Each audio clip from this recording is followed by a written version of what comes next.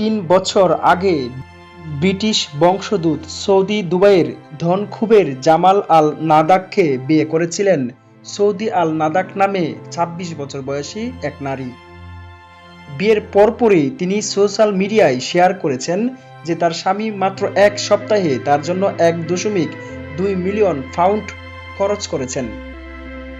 এবার তিনি জানালেন তিনি যাতে স্বাচ্ছন্দ্যে বিকিনি পরতে পারেন সে কারণে তাকে একটি ব্যক্তিগত দ্বীপ কিনে দিয়েছেন, যার মূল্য বাংলাদেশি মুদ্রায় প্রায় ৬০০ কোটি টাকা। খবর হিন্দুস্তান টাইমসের।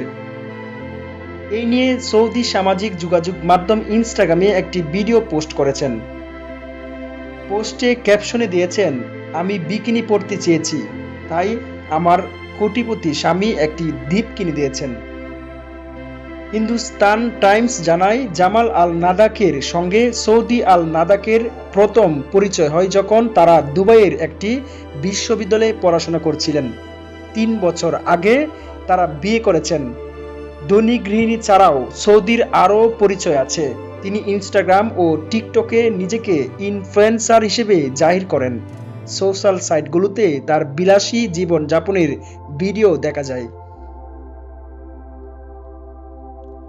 এক ভিডিওতে দেখা যায় এই দম্পতি $1 মিলিয়ন ডায়মন্ডের রিং কিনেছেন এবং আরেক আর্টওয়ার্কে $2 মিলিয়ন ব্যয় করেছেন। সর্বশেষ সৌদি আল নাদাকের ভিডিওতে দাবি করা হয়েছে তার স্বামী পুরো একটি দ্বীপ তাকে কিনে দিয়েছেন।